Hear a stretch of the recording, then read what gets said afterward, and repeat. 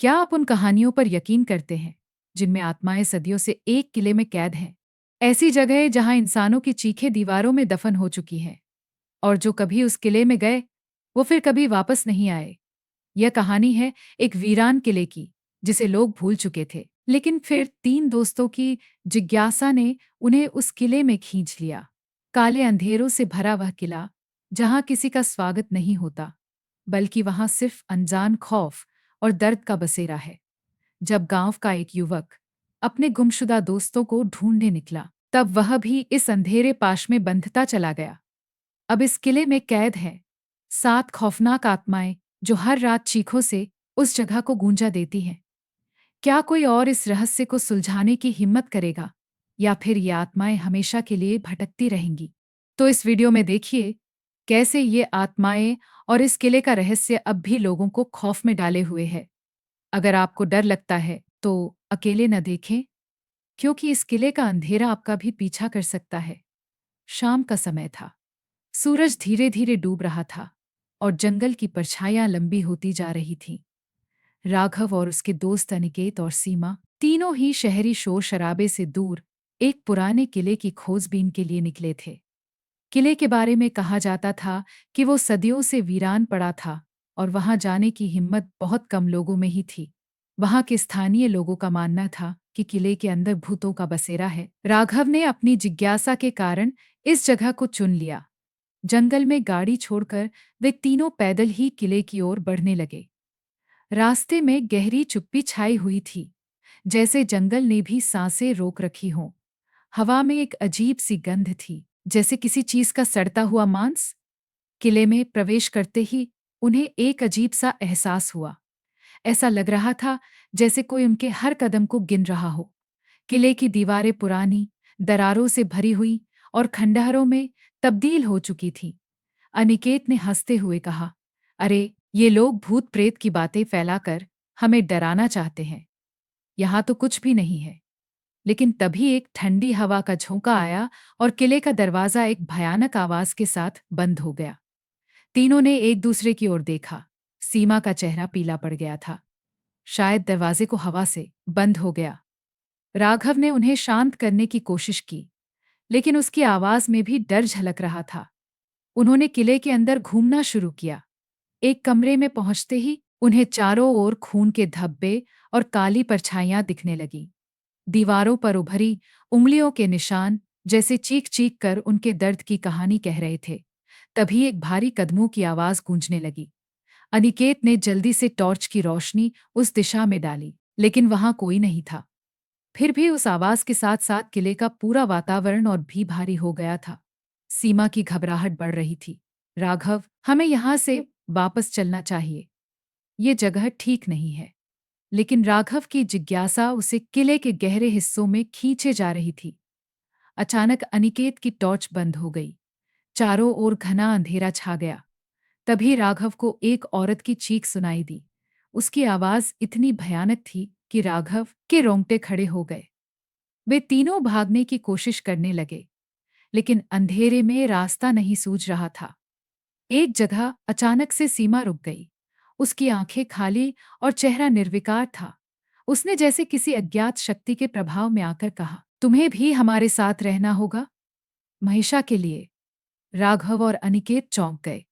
सीमा की आंखों में एक खतरनाक चमक थी। उन्होंने उसे पकड़कर हिलाया, पर सीमा के शरीर में कोई हलचल नहीं थी।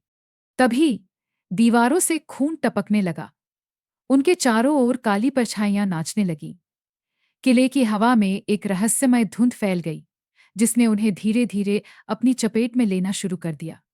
अचानक अनिकेत जमीन पर गिर पड़ा। उसके शरीर से एक अजीब सी काली धुआं सी चीज निकलकर दीवारों में समा गई। राघव ने चीखते हुए उसे उठाने की कोशिश की, पर अनिकेत की आंखें पूरी तरह से सफेद हो चुकी थीं।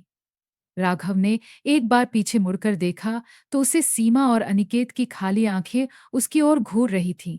उसके कदम खुद ही पीछे की ओर बढ़ने लगे। तभी किसी ने पीछे से उसका कंधा पकड़ा। वह मुड़ा और देखा, उसके सामने वही औरत थी जिसके बारे में उसने सुना था। उसका चेहरा काला, बाल बिखरे हुए और उसकी आंखें खून से लाल थीं। उसने अपने लंबे नाखूनों से राघव का चेहरा खरोच दिया। राघव की चीख जंगल में गूंज उठी। उस रात कोई भी राघव, अनिकेत और सीमा को किले के बाहर आते नहीं देख पाया। अगले दिन स्थानीय लोगों को किले के पास राघव, अनिकेत और सीमा की गाड़ी मिली, लेकिन उन तीनों का कोई अता पता नहीं था। यह खबर जल्द ही पूरे गांव में फैल गई और लोग इसे सुनते ही सहम गए। गांव के बुजुर्गों ने इस किले की कई कहानियां सुनाई थीं, जिनमें बताया गया था कि जो भी इस किले में प्रवेश करता है, वह कभी वापस नहीं लौटता। लेकिन उन कहानियों को अब तक किसी ने गंभीरता से नहीं लिया था। गांव का एक युवक, अरुण, जो इन कहानियों पर यकीन नहीं करता था, उसने फैसला किया कि वह किले में जाकर उन तीनों की तलाश करेगा। अरुण का मानना था कि राघव, अनिकेत और सीमा शायद रास्ता भटक गए होंगे और अब कहीं फंसे होंगे। उसने अपने दो दोस्तों, राकेश और मोहन, को भी साथ चलने के लिए राजी कर लिया। तीनों ने अपनी तैयारी की और दिन क्या गे उजाले में ही किले की ओर निकल पड़े। उनके पास टॉर्च, रस्सी, खाने पीने का सामान और अपने मोबाइल थे, ताकि वे रास्ता भटकने पर बाहर से मदद ले सकें। जैसे ही वे किले के करीब पहुंचे, अरुण को एक अनजान सी बेचैनी महसूस होने लगी, मानो किले से एक अदृश्य शक्ति उन्हें भीतर खींच रही हो। जैसे ही वे किले के मुख्य द्वार पर पहुंचे, दरवाजा अपने आप चरमराकर खुल गया। वे अंदर घुसते ही हैरान रह गए। अंदर का माहौल ठंडा और भारी था। उन्हें ऐसा महसूस हो रहा था जैसे उनकी हर हरकत को कोई देख रहा हो। राकेश ने मजाक में कहा, अरे, ये भूत प्रेत की कहानियां सिर्फ डराने के लिए हैं। चलो जल्दी से देखते हैं और निकलते हैं। लेकिन जैसे ही वे थोड़ा और अंदर गए, हवा अचानक से ठंडी और भारी हो गई। अरुण ने महसूस किया कि उसकी टॉर्च की रोशनी धीरे धीरे कम हो रही है। उसने बैटरी चेक की, जो पूरी तरह चार्ज थी, फिर भी रोशनी धीमी होती जा रही थी। आगे बढ़ते हुए वे एक बड़े हॉल में पहुंचे।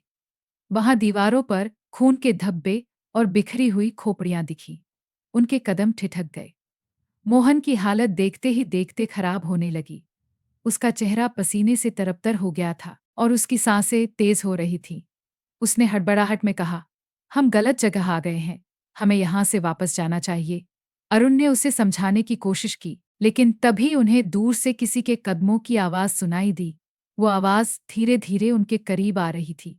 सबने चुपचाप सुनने की कोशिश की, लेकिन जैसे ही उन्होंने पीछे मुड़कर देखा, एक काले कपड़ों में लिपटी महिला खड़ी थी, जिसका चेहरा पूरी तरह से काला था और आंखें लाल जल रही थीं।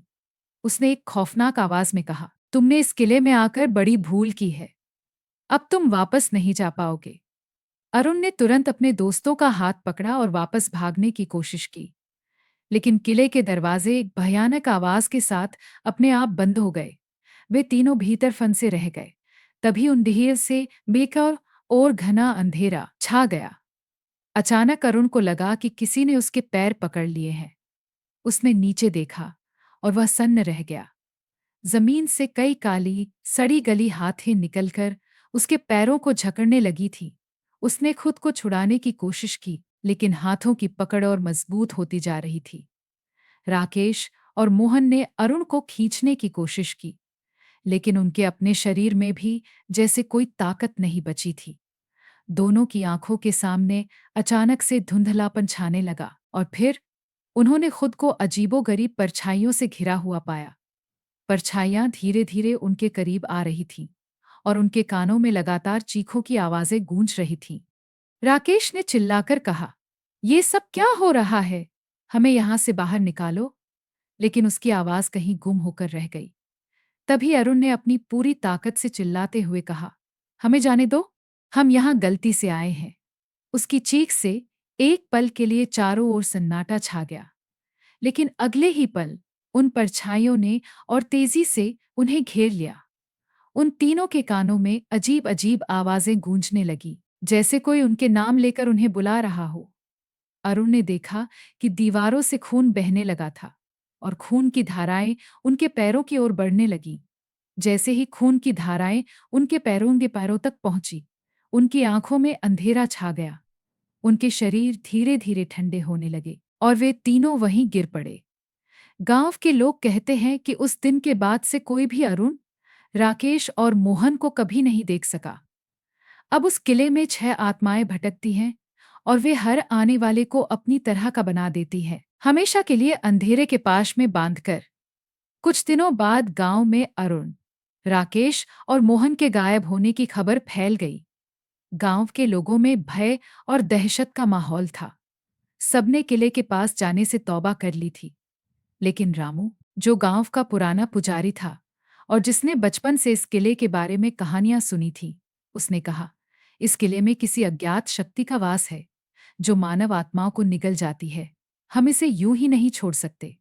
अगर इन आत्माओं का अंत नहीं किया गया तो यह बुरी शक्ति पूरे गांव पर कहर बरपा पा सकती है। पुजारी ने गांव के सबसे बहादुर युवक अमित को समझाया कि अगर किले की भयानक शक्ति को खत्म करना है तो उसे एक खास मंत्र और ताबीज के साथ किले में प्रवेश करना होगा। लेकिन उसे पहले ही चेतावनी दी गई कि किले में प्रवेश करते ही उसे अकल्पनीय खौफ का सामना करना पड़ेगा। अमित, जो अपने दोस्तों की गुमशुदगी से दुखी और क्रोधित था, ने इस खतरनाक काम को करने का निर्णय लिया। अगले दिन रात को, जब पूरा गांव गहरी नींद में था, अमित अकेले ही ताबीज और मंत्र लेकर किले की ओर निकल पड़ा। जैसे ही वह किले के पास पहुंचा, उसे ऐसा महसूस हुआ जैसे कोई अदृश्य शक्ति उसे खींच रही हो। किले का दरवाजा अपने आप चरमराते हुए खुल गया। अमित ने हिम्मत जुटाई और अंदर दाखिल हुआ। अंदर का वातावरण बेहद ठंडा था और ऐसा लग रहा था जैसे घना अंधेरा उसे निगलने के लिए तैयार हो। अमित ने मंत्र का जाप करना शुरू कर दिया, लेकिन तभी उसके सामने उन 6 आत्माओं की धुंधली परछाइयां प्रकट हो गईं। उनमें से हर एक के चेहरे पर दर्द और खौफ के निशान थे। उनमें से एक अरुण की आत्मा थी, जिसने खौफनाक आवाज में कहा, अमित, वापस लौट जाओ। यहां से भागो। यह जगह तुम्हें भी निगल जाएगी। अमित ने घबराकर पूछा, अरुण, तुम सब यहाँ कैसे फंसे? क्या तुम्हें कोई रास्ता नहीं सूझ रहा? अरुण ने एक दर्द भरी मुस्कान के साथ कहा, यह किला सिर्फ हमारा शरीर ही नहीं, बल्कि हमारी आत्माओं को भी कैद कर चुका है। अब हम हमेशा के लिए इसके बंधन में हैं। जो भी इस किले में प्रवेश करता है, वह कभी जीवित वापस नहीं जा सकता। हमें इस अंधेरे में हमेशा के लिए छोड़ दिया गया है। अमित ने मंत्र का जाप तेज कर दिया, लेकिन तभी अचानक उस परछाई में से एक भयानक, उससे गौरशयी भयानक महिला प्रकट हुई।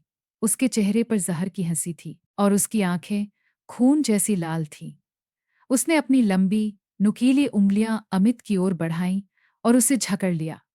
उसकी पकड़ इतनी ठंडी थी कि अमित का शरीर जैसे बर्फ में तब्दील हो गया हो।